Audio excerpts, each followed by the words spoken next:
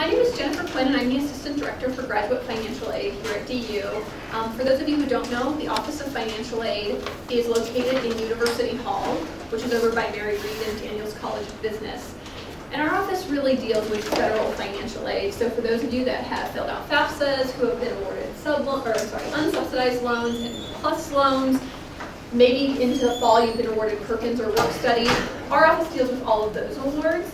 Certainly GSSW handles your fund free money, any scholarship, GTA positions, fellowships, things like that. And we're actually really thrilled that you guys invited us today because normally we talk about this particular issue, loan repayment and forgiveness, to students who are graduating.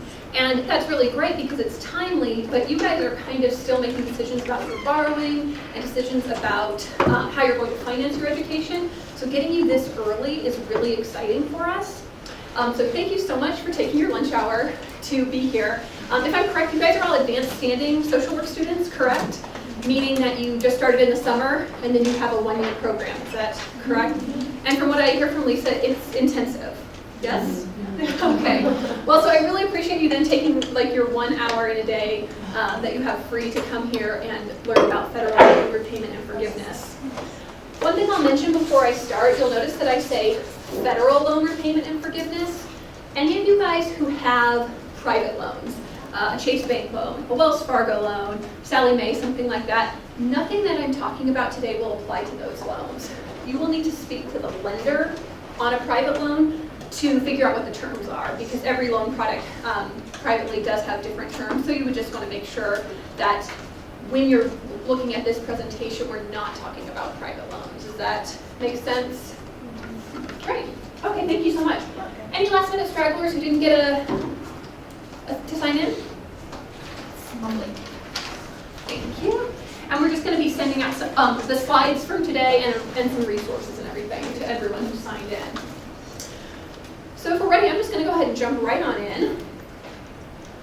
So the agenda for today is we will discuss the repayment plans that exist, the main ones that exist federally. We'll talk about consolidation. We'll talk about public service loan forgiveness, which I think for this audience might be really important and something you guys really want to hear about. We'll talk about forbearance. I'll just briefly discuss Perkins loan cancellation, which may or may not be something that you're interested in. And finally, I'll go over NSLDS, which is the National Student Loan Data System, because it's a great resource for viewing all of your federal loan history. So I start with standard repayment, and the reason is that this is the repayment plan that you would be set up on upon graduation if you didn't do anything. You graduate, you start getting your bills, and you would pay your loans off under the standard repayment plan. The standard repayment plan is a 10-year fixed repayment plan, meaning that whatever your loan debt is, the payment is going to be whatever it takes to pay it off in 10 years with the interest. So that could be scary. And that's why we're going to talk about the other plans. And that's really what this session is intended to do, is to highlight the flexibility that exists within repayment and forgiveness with the federal loans. But for those of you who aren't interested in using that, we definitely want to just let you know standard repayment is what you default to. And it has, again, fixed payments for 10 years. Obviously, these monthly payments are going to be a little bit higher because it's fixed and it's a set payment term. But it's going to pay the least amount of interest because you're paying it off, you're not having fluctuating payments, you're not extending the repayment term, which we'll talk about in some of the other options. So it's the basic plan, and for those of you who want to utilize it, it's there for you, and it's what you're set up on automatically. Are there any questions about standard repayment or about graduating and going to this plan? And again, I just want to touch, I'm sorry? Is there a grace period? Yes, so not necessarily on this plan, but for your loans in general, there is a grace period. It's 6 months on your sub loan, your unsub loan, your graduate plus loan. A Perkins loan has a 9-month grace period. And keep in mind, you only get one grace period. So for those of you who have undergrad loans who maybe use that grace period, maybe you took some time off, but maybe you didn't because you guys came straight into school. But if you use that grace period up when you graduate from this program, those undergrad loans would go right into repayment if the grace period has been used up. Does that make sense? Some of it's not. What's that? What if some of it's been used? Right. You would still have some of it. That's So if correct. I used a month, then I've got 5 months. Correct. If I defer or whatever. That's correct. So you get 6 months or not, or like 9 months with the Perkins. So you do get that full amount, but if you've eaten up any of it, just keep in mind you could have loans that are going into repayment at different times because of that situation. Is there a way to find out if you have? You can contact your servicer, and you can also go to NSLDS as well. Okay, so like my undergrad loans are paid off though. So I don't Okay. know if I've used my grace period though, when they first were. So if they're paid off, then you wouldn't be concerned with those, but your new loans for grad would have the grace period. So I'm sorry, good point. When I say you have one grace period, it's not one grace period like in your whole life. It's if you have your undergrad loans have their 6-month grace period, and your new grad loans will have their 6-month grace period, but you just don't get multiple grace periods on individual loans. Sorry, that was kind of confusing the way I said that. So I'm going to jump into repayment plans. I'll kind of gloss over extended and graduated, but I'll give you some details about them, mostly because we're going to really talk about income-driven plans. They go hand in hand with public service loan forgiveness, and for this audience, I think that's really what we want to talk about.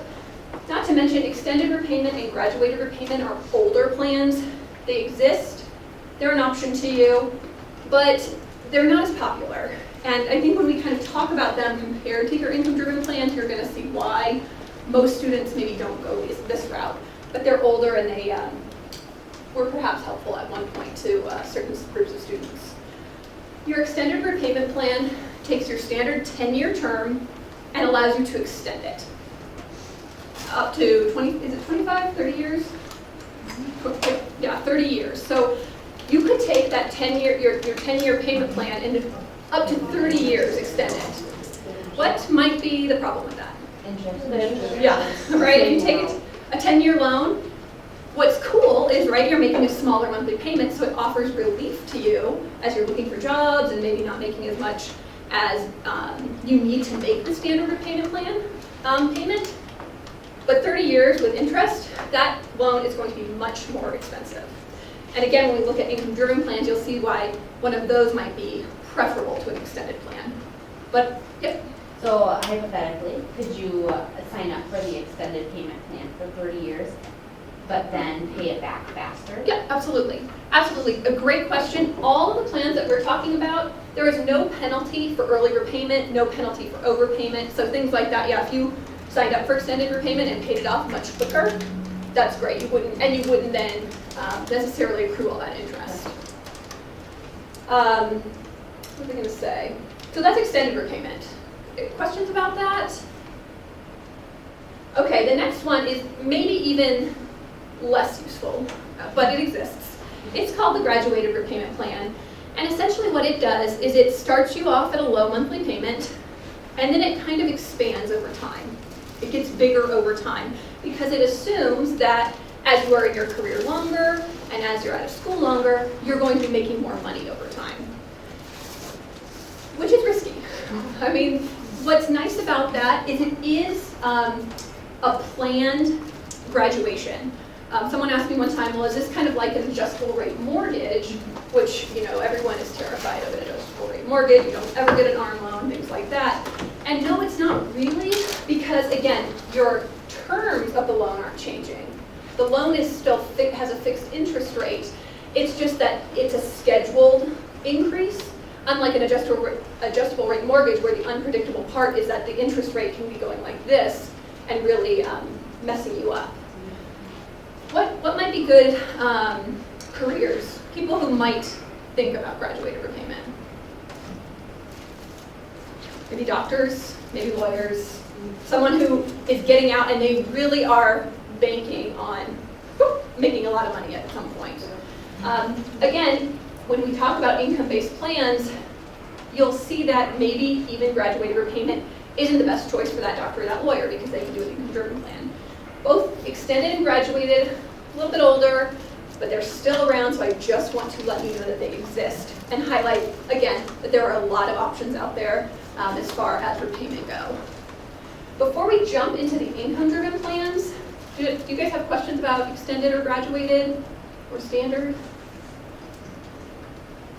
All right. So there are 3 income-driven plans: income contingent, income-based, and pay-as-you-earn. We talk about them as one, and we just will call them income-driven plans for this presentation. And the reason that I don't go into each one individually is because the way to determine which plan you're eligible for is the time that you borrow your loan. So when was the loan borrowed, and what kind of loan was it? So students are going to be a little bit different. So if I talk just about one plan, it might, if this student over here might not be eligible for that plan, but they'll be eligible for the other plan. The point is that all of the income-driven plans are intended to cap your monthly payment at a reasonable amount based on your family size and income. You do have to requalify for this plan every year by showing your tax documentation and basically proving your income. So there are pros and cons to all these plans, but one thing to keep in mind is with like a standard 10-year or even an extended, you're looking at the exact same amount every year until the loan is paid off. This loan, because we all have little fluctuations in our income, hopefully up but not down, but because we have those fluctuations, keep in mind that you might, and it might only be a little bit, but it's harder to plan. For example, you can plan for the year what your income-driven repayment will be, but you can't say in 10 years or in 5 years what will that plan be, because you don't quite know what your income will be. Does that make sense? Income-driven plans are meant to go with public service loan forgiveness, which we'll talk about in a moment. But even if you aren't intending to go into a public service, you can get forgiveness under the income-driven plans after either 20 or 25 years of payment, depending on the plan. Basically meaning that if you've been paying on these income-driven plans for 20 or 25 years, at that point the remaining balance and interest is forgiven. And the reason, some of you might be saying, well, why in the heck am I paying this loan for so long? It's 20 to 25 years. Is because an income-driven plan is capped to be reasonable, meaning you're only chipping away at the loan. You can imagine you're graduating, you're now maybe making a lot of money. You know, maybe your income-driven repayment is $50 a month, $60 a month, $100. It can be as low as $0 a month. So if you're making a $0 a month payment, and that's your legitimate loan payment, the interest is accruing, the balance is sitting there, and that's why you've got this 20 or 25-year forgiveness, because you don't really benefit if you're making a $0 monthly payment and are expected to somehow pay this loan off at some point. Does that make sense?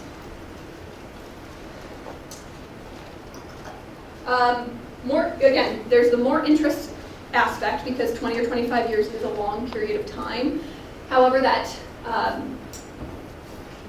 idea of forgiveness might be worth the risk or worth the increased interest. So these plans are really intended to assist students, especially short-term. You can imagine that this plan is really great when you get out of school and are struggling to make one of the standard 10-year repayment plans. And what's nice is you can go back and forth between plans. So if you are qualifying for income-driven over a certain amount of time, and then you suddenly don't qualify, you would go back to the standard 10-year plan. And what's nice about that is you don't get saddled, bless you, with I've been making $20 a month payments for 5 years, all of a sudden I don't qualify because maybe I'm the director of somewhere and I'm making all this money and life is really great. They don't go back and say, well, darn, now you owe us $3,000 a month to get this loan paid off. You go back to the standard 10-year repayment plan and what it would have been when you graduated. Does that make sense? So luckily it's set up to protect you as a student and not kind of hinder you in the future when you're doing really well. Any questions about those plans? About the income-driven? Okay. Now I'm going to talk about how they fit. No, I'm not. I'm going to talk about consolidation first, and then we'll talk about public service loan forgiveness. So consolidation can actually be used in conjunction with all these things we're talking about. Consolidation in itself isn't necessarily a repayment plan. You could consolidate, then do an income-driven plan, then use public service loan forgiveness. Basically what consolidation does is it takes all your loans, probably grad and undergrad, because why not just mush them all into one, and mushes them all into one loan, because that makes it easier for you to repay.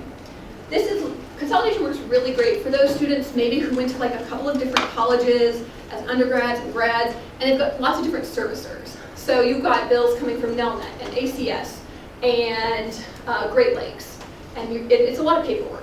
And so consolidation works to kind of get you all in one statement. There's only one place to consolidate federally, and it's loanconsolidation.ed.gov. So just be wary of free consolidation, click here, flashing things on your computer and things like that. This is the site where you need to do it. It's free, and with consolidation, you can extend the repayment plan up to 30 years. So you can consolidate, as I said, extend the repayment plan up to 30 years and still utilize income-driven plans or public service loan forgiveness. Again, consolidation is really intended to kind of mush those loans together. Some students say, well, I want to consolidate because I want a better interest rate. And unfortunately, consolidation doesn't do that, but you don't get a worse interest rate either. It's a mean average of your weighted interests. So for those of you that have 7.9% interest in Grad Plus and this much, and 6.8 over here, it's the mean average. Does that make sense? So you're not saving money, you're not losing money on the interest rate with a consolidation loan. So just be aware of that. So you will have a new interest rate and a new loan, but it won't be negative or positive, really. So you do lose your grace period when you consolidate. And that's why we recommend to students that they consolidate or start the consolidation process about 60 days before you go into repayment. Because it does take some time to get the consolidation process rolling.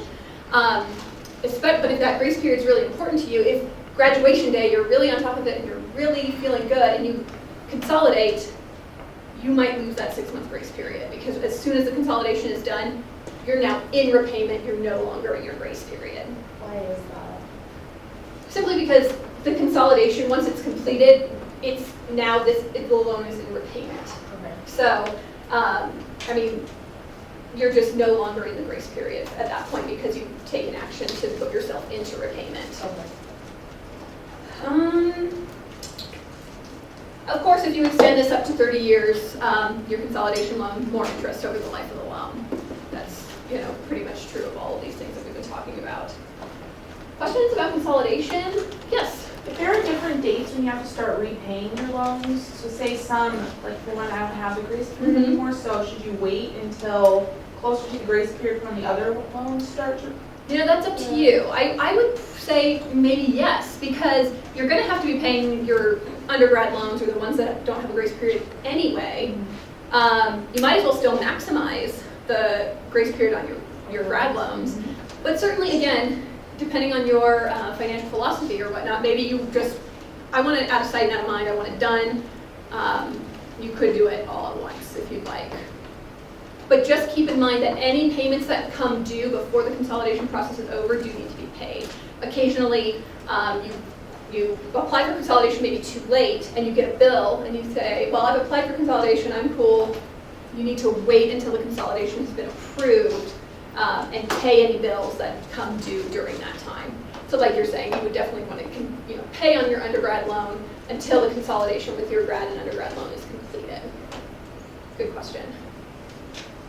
Other questions about consolidation? All right, if I'm correct, now we're going to jump into PSLF, or Public Service Loan Forgiveness. So public service loan forgiveness, especially for an audience of GSSW students, I think is really important to talk about, and maybe even this early, because you guys might be thinking about what you're doing after school and how in the heck you're going to pay back those loans when you do graduate, because DU is an expensive school, and you probably have undergrad loans as well. So public service loan forgiveness, you'll remember with those income-driven plans, you have forgiveness after 20 or 25 years. Public service loan forgiveness shortens that to forgiveness after 10 years, assuming that you're employed full-time in a public service. Letting that sink in for a minute, just so everyone is aware. So 10 years of payment, and you get forgiveness if you're employed full-time by public service. It's only for non-defaulted loans, and we're going to talk about default and how hopefully with all this flexibility, you should never go into default. But it's only for non-defaulted loans, and it's only on payments made after October 1st, 2007. So if, let's say, in 2003, you were working in a public service and maybe you had some undergrad loans or something like that and you were making payments on those payments are not going to count. The program is new, and so that's kind of how it's working. Keep in mind that if it's only on payments made after October 1st, 2007, the first loans won't be forgiven until 2017. So just kind of keep that in mind, because that means that there is no application currently for public service loan forgiveness. We'll talk about the way you kind of raise your hand to the federal government and say, hi, I'm interested in this, because there is no application. But because we aren't even looking at forgiveness until 2017, we don't have that application up and running yet. But again, I'll talk to you about what you can do. I'm going to go through all of the qualifying employments and everything next, and I've got the slides printed for that. But are there questions just in general about PSLF, what it is, how it works? Yes? Just a clarification. Yeah. What is like the definition of forgiveness? Is it completely not? Yep, good question. Great question. So forgiveness means that after, so 10 years you have a loan balance, your principal balance and your interest are forgiven. And as the legislation is written right now, it's non-taxable. So you are not even being punished for that forgiveness, if that makes sense. It's forgiven, it's wiped clean. I will tell you that right now, as the legislation is written, the forgiveness on your 20 and 25-year income-driven plans is taxable. But remember, that's 20 and 25 years away. There's a lot of time for that to change. So if you had $13,000 forgiven under one of the income-driven plans, you'd have to claim that. And you know, so that kind of dings you. If you have $13,000 forgiven under PSLF, as of right now, nothing happens as far as claiming it on your taxes. Does that make sense? Yeah. But it is both your principal and your interest, and this is for qualifying loans, but pretty much all the federal loans we talked about. Perkins, Unsub, Sub, Grad Plus, all of those. So a lot of times students say, well, what about my plus loan, right? Because the plus loan balance gets really big really fast. Yes, plus loan is eligible for public service loan forgiveness, and for forgiveness under the income-driven plans as well. Good question. What about subsidized loans? Yep. Okay. Yep. Good question. Anyone else? Questions about PSLF before we just kind of go through a little bit more detail? Oh, I will say really quickly, we talk about 120 payments. You'll also hear PSLF, they'll say, oh, you have to make 10 years of payment. And you can use those synonymously for the most part.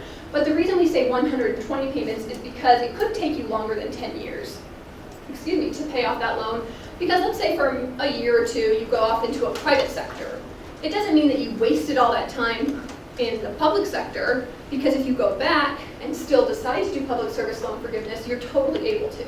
So keep that in mind. Maybe it takes you 15 years to achieve this forgiveness because you've kind of gone in and out of the public and private sectors, but you don't lose. It's not like, oh, I'm in the private sector, all that, 5 years of payment under public service loan forgiveness was just a waste. Does that make sense? So it's So then when you go to the private sector, are you put back on the standard plan automatically? No, because you could still qualify for the income-driven plan. But what do they do with your loan? Do they say you have this choice now, or do they automatically place you? Do you know? You'll remain an income-based payment. If you were to go into the private sector, you have to re-qualify for income-based payment at least once every 12 months. So say you qualified in January for income-based repayment, and in March you went into the private sector. They wouldn't necessarily contact you to recalculate your income-based payment because you only have to do it once every 12 months. If you want to pay more, or if you're making less in the private sector and you want to have your income-based repayment recalculated, you can request that, but you're not obligated to. Keep in mind, though, the only payments that are going to count towards your PSLF are January, February, March. March through December, you're no longer in the private sector. You're not working towards public service loan forgiveness. You're still making income-based payments, but they're not counting towards your 120. Does that make sense? Yes, so Sarah, thank you. Or did I reach out? Oh. No, it makes sense. Okay. Yeah. So then when January, in your example, so when January comes up, then you're not gonna renew for income-based. You could. Well, you could, but let's say you're making too much money now. Yeah, so And you you know could, you are. My question was, what happens to your loan at that time? It It would go- automatically takes you Yes. in, The standard. standard. That's correct. That is Okay. correct. So yes, if you don't, so let's say you forget to requalify yourself for one of the income-driven plans, whether you're looking at PSLF or not, you will go back to standard at any time. So if you just like, oh, I forgot to do my paperwork, all of a sudden, you would be in the standard I repayment think plan. that is your default. Exactly. but that Exactly. wouldn't preclude you from picking extended or graduated. Mhm. Right, my question was, But what you do will go they back. do with your Yeah. loans? They'll though, put if you you don't back. designate anything? Yeah, it would go back to standard, and then, yeah, you certainly have the option at that point to choose kind of any of the plans that we talked about. So it is pretty flexible, and again, you can move back and forth. So qualifying employment, I just pulled from the public service loan forgiveness fact sheet, just the exact verbiage here. Federal, state government, tribal government, military public schools, nonprofits for the most part. And so when and if you are thinking about this as your potential option, you would just want to make sure any employer that you're going into, check, are they a nonprofit, are they a 501c3? And if they are, then most likely your employment with them would qualify. One of the resources that I'll be emailing out is the Public Service Loan Forgiveness Fact Sheet, which is where this information comes from. And so then you have at least kind of a handout that goes over all of the things we're talking about public service loan forgiveness and the qualifying employments. I see some writing. Is it okay if I go to the next slide on this one, or any questions about this slide? The next slide just gives you some eligible public service loan forgiveness jobs. And again, it's not limited to everything that's on here. This is just what's coming off the handouts, just to give you a sense. And I know certainly with social work students, a lot of you guys will be going into an eligible field. So again, public service loan forgiveness might be a really realistic option for you guys. All right, so I talked before about how do you tell the government that you're interested in this if there's no application and there's no forgiveness until 2017? So they did just launch this, what was it, a year and a half ago? I can't remember quite what the timeline was. But when it did, we were super thrilled as financial aid professionals, because before this we were telling students, well, keep your taxes and get a letter. I mean, that doesn't sound very official. So this, the employment certification form, allows you to have the federal government certify your years of employment as counting towards public service loan forgiveness. I have this really awkward link here. When I send you guys the slides, you can just live click it, so I don't expect you to write that ridiculous thing down. But just so you know, the ECF, or the employment certification form, is voluntary. So yes, it's kind of your way to raise your hand and say, hi, I'm interested in public service loan forgiveness, but technically you don't have to. You could work for 10 years and then say, okay, I'd like to qualify for this, but why wouldn't you do this, is my question. Because you can do this up to once per year, and it's just kind of would be gratifying and reassuring to fill this out and then have the government say, okay, yep, 1 year of public service loan forgiveness completed. Thank you so much for submitting your ECF. So I just don't think, I certainly wouldn't advise a student to just work for 10 years and then go for it. And you can submit it as much as once annually. So I would say do that once per year, just get your employment certified. But certainly if you were at a job for 2 or 3 years and you kind of forgot, or you're just in your flow and you're in this job for 2 or 3 years, you could then submit one form for that 2 to 3 years of employment, if that makes sense.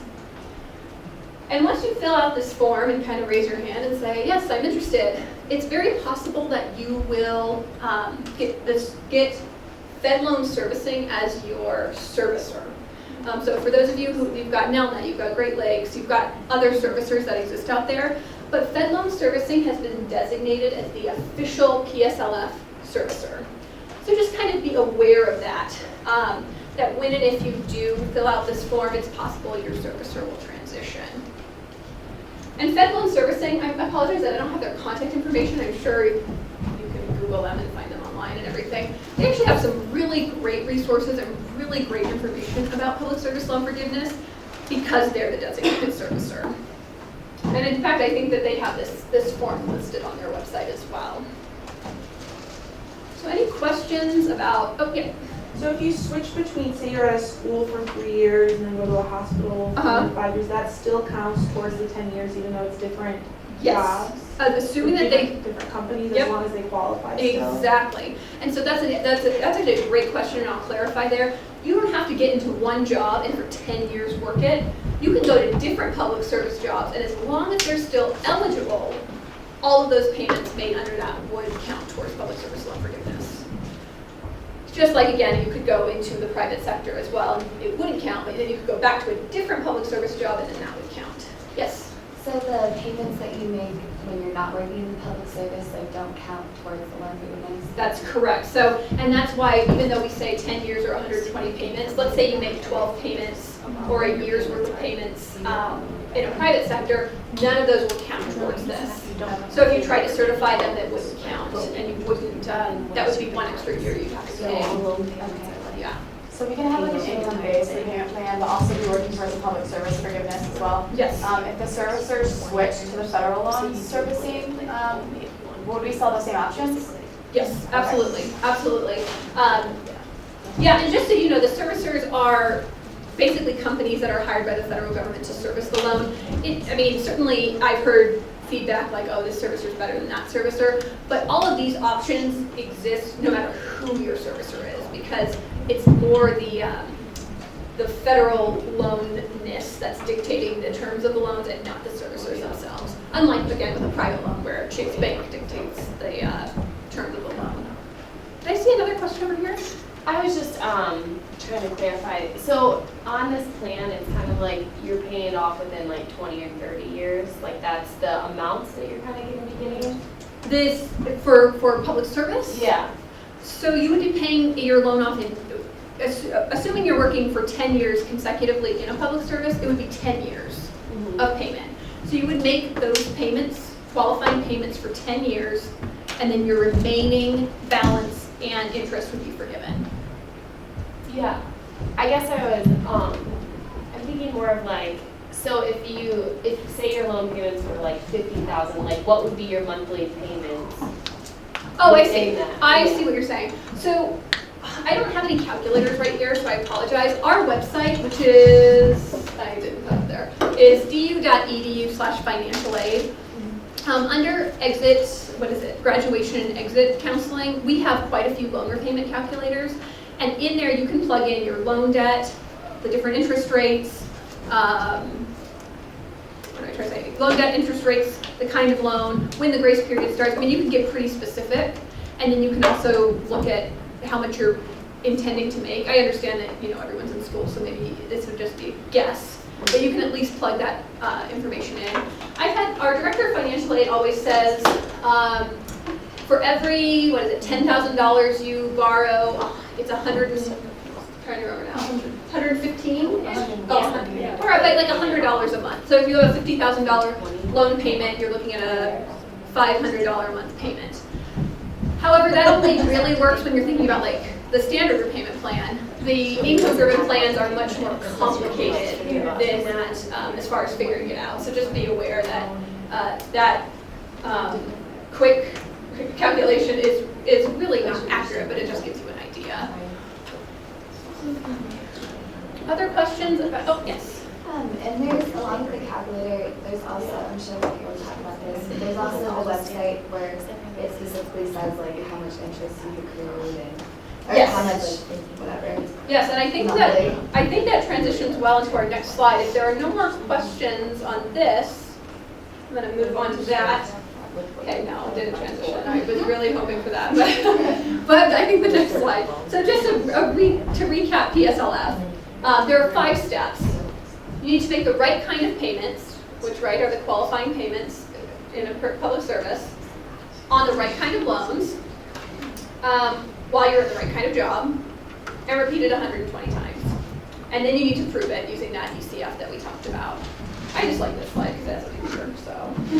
So you do the ECF, let's say at the beginning of employment instead of the end. So let's say first year in a job, do you do your ECF at the beginning or do you wait a year? You would probably wait because because your employer can't certify that you've been there for a year, they're not they have nothing to certify that you've made qualifying payments, if that makes sense. So certainly you want to check with your employer and probably with Fed Loan Servicing to make sure that the employer you're going into is qualifying, but only after a year of payments would you actually fill out the ECF, or 2 years of payments, or 3 years, or whatever. Because if you filled it out too soon, they're going to say, well, you're not showing me any employment, you're not showing me any payments. Yeah. Okay, so I was really thinking we were getting to NSLDS and that your question was gonna like just transition us, but okay, we're getting there. But I wanted to talk, I think, about forbearance. But what's nice is because we've talked about all this flexibility, hopefully forbearance will never be needed. But it exists, and so I want you guys to know about it. I want you to know that it's an option. But of course, if you're making an income-driven plan that can be as little as $0, you guys might not need to qualify or apply for forbearance. And basically what forbearance is that they say, okay, you have a break, you're not paying on your loan, but interest is accruing, so that's one downfall of forbearance. And you can only do these for short periods of time, so you can do it up to 12 months, but this is not a repayment plan. You don't just get on forbearance forever, because it's really for financial hardships, illnesses, situations of that nature. And again, if you were in a situation where you just felt like you could not pay your loan, maybe you should check out one of the income-driven plans first, because maybe you have a $0 payment or $20 monthly payment or something that you can manage. So does it make sense why forbearance exists? It's something that to think about and know about, but perhaps you don't have to go that route, right? Because of all the flexibility. And you can work with your servicer to talk about forbearance. So that's on the shoulders of the servicer to approve it or to allow you to do it. So I just mentioned Perkins loan cancellation. I don't really know if as social work students it's really as good of an option as the public service loan forgiveness. Not for any real reason, other than that I don't know that the fields are as appealing or as applicable to you guys' degree. So you can see that Perkins loan cancellation, what's great about it is it doesn't take the 10 years of repayment, it's a cancellation, but you'll see the employment might not be as fitted to you guys. And just so you guys know, a quick note about Perkins loans for those of you that have them. The school that awarded your Perkins loan is the servicer of your Perkins loan. So if DU gave you a Perkins loan, our Bursar's office is who you contact to make that payments on that, or you can ask them questions about the Perkins loan forgiveness. If CU Denver gave you a Perkins loan, you would need to contact CU Denver. Does that make sense? Just so you guys know, that's how Perkins loans work. And so I did put the link to the Bursar's office website, which does have information about Perkins loan cancellation, as well as the application to apply for Perkins loan cancellation. Any questions about that? Okay. Finally, we're at NSLDS, and we're nearing the end of our presentation as well. So NSLDS is really a great resource now, later, really at any time. It's the National Student Loan Data System, and basically when you log into NSLDS, you can view all of your loan information. And of course, as of right now, you can only view all the loan information that you have as of right now. So this is really a great resource upon graduation when you've been borrowing loans as an undergrad and a grad, and you just kind of maybe can't keep it all straight. This website keeps it all straight for you.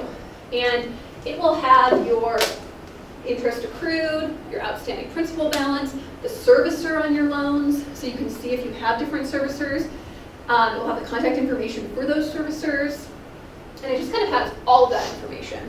It also has dates of disbursement, what stage your loan is in. Is it in repayment? Is it in grace period? Is it in default?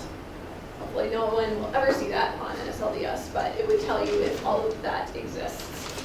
You do need your FAFSA PIN to log into NSLDS and then your personal information. So you could log into NSLDS as of right now and see that information. And I believe, you can even see like Pell Grant information. So things that are beyond loan, really anything federal, you can see at NSLDS. Any questions about NSLDS? Yes. Is there a way on there if you wanted to make payments before you graduated? Not on NSLDS per se, but yes, you can absolutely make early payments. So some students decide that they want to pay the interest while they're in school. You would need to work that out with your servicer, but that's absolutely something you can do with no penalty. So you can just call them and they can set up how to pay it? You can, yeah, you can work with the servicer, and I mean, some servicers are, probably most have some kind of online system where you can set up like an automatic payment and you can be getting charged or pay the interest while you're in school, or you can make principal payments. You would just need to work that out with the servicer. Okay. Good question. Right. Yes. So if we were interested in doing that, it's not gonna like defer or like take away a grace period or start a loan payment plan, right? If we wanted to just stay a little bit longer? No. Good. No, that's a good question. Yeah. So you can definitely, there is no penalty for repayment, and that includes not eating into your grace period or anything like that. Now, one thing, because some students say, well, should I borrow more plus loans so that I can pay the interest off while I'm in school? And I mean, certainly you could explore that as an option, but if you're borrowing more to pay more, or to pay your interest, maybe no, just don't borrow that, especially since you're borrowing plus, which is at a higher interest rate, most likely. I would just maybe think, certainly if you have an extra $1,000 laying around and you want to put it towards your loan, that's a great idea. But if you're using loan funds to pay off loan funds, that might not be great. Good question. All right. So any questions about anything we've talked about? The repayment plan? Yes. So this isn't really something that you went over, but I just understanding. So like I have my loans for my undergrad, and I want to defer them until I'm done here. Yep. They should automatically go into deferment as soon as you're enrolled at half-time. Okay. So for example, and just so everyone knows, this is how the registrar's office every quarter reports your enrollment to the lender's clearinghouse. So basically they say, you know, this student is now enrolled half-time as a graduate student or in a program. And then that information goes out to your servicers, and then they should automatically put you in-school deferment Okay. for the duration of your program. So does that, since I didn't, start class until a month after I graduated, is a month of my grace period taken away, do you know? It's possible, most likely yes, probably. And again, you can you can find out like how much of your grace period has been eaten up by NSLDS or your servicer, but it's likely that you maybe ate up just a little bit of it before you transitioned. But now, like technically without like doing it, like I did my exit counseling, and it just kind of told me about payment plans or whatever, but without actually doing anything. You can, is it safe to assume that Exactly. it is deferred? Yes. So yes, without any action on your part, those loans should go into in-school deferment. However, I will say, sometimes people have really obscure loans, old loans, loans from like an obscure lender or something like that. This is referring to both private and federal. There is what's called an in-school deferment form. That's what I would do. Yeah, and you can. Yeah, because I called and my loans weren't deferred, so that's why I called, and then I got an email confirming that they were. Okay, I just had perfect. to do that form. Yep. And the form basically has a top portion that you fill out your personal information, you submit it to the registrar's office, and they say, yes, student is enrolled at least half-time. And that you would only need to do that if you find that, yes, one of your loans was missed, or perhaps there was a miscommunication or something like that. But that's definitely an option. And as long as you're enrolled half-time, which for DU is 4 credits in your degree program, your loan should remain in school deferment.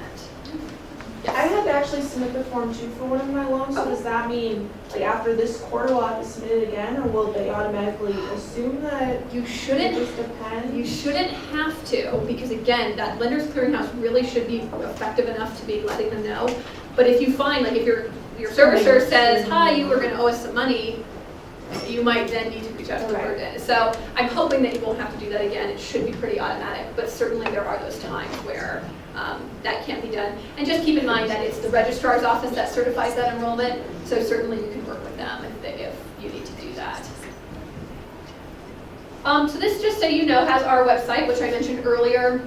This is our finite@du.edu is our main email, and then I did put the bursar's information because they are they're in charge of billing and such. So we are 2 different offices, although we're on the same floor in University Hall.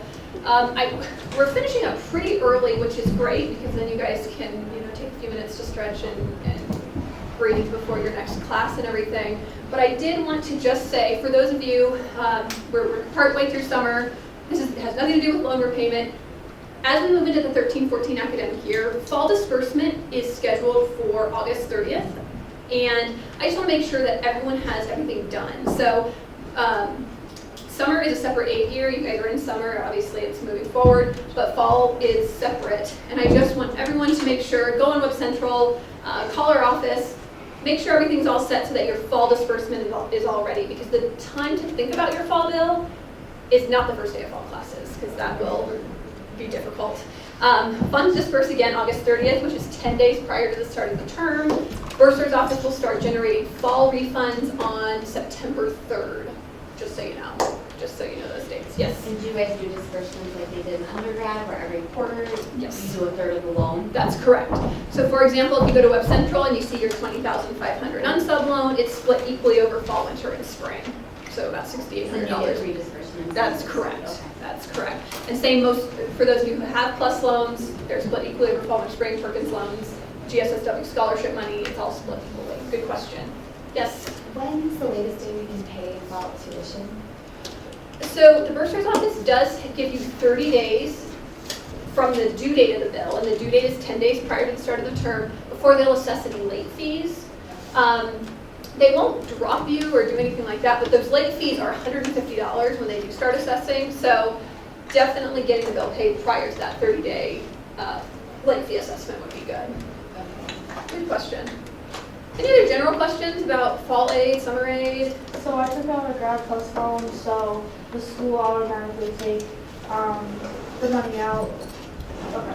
Yes, so, and that's another. I'm sure a couple thousand, so they're gonna take the money from the Grad Plus loan and put it towards tuition and reimburse me the refund check? That's correct. So for those of you who have borrowed for cost of living, the funds dispersed, they pay your entire bill in full. If there's any money remaining, you're then refunded that money for living for the quarter. Great question. So is the Grad Plus loan then considered a federal loan, or is it a Yeah. private loan? Grad Plus is federal. Yep. So everything we talked about today applies to Grad Plus. So obviously a little bit higher interest rate, a little bit different term, but forgiveness and the income-driven plan, you can definitely use the plus. Any other final questions? Anything else? All right, well, again, I really appreciate your time today, and I thank you guys for coming, and thank you so much, Lisa, for having us. We are doing the same session tomorrow at noon, so tell your friends. And I do have a handout here. I know you guys are just starting your program. You might not be needing a handout about repayment and holding on to it for a year, but if you want it, it just talks a little bit about some of the things we talked about today. I'll leave it up here, so feel free to grab it. Thank you. All right, guys, thank you so much. Have a great day.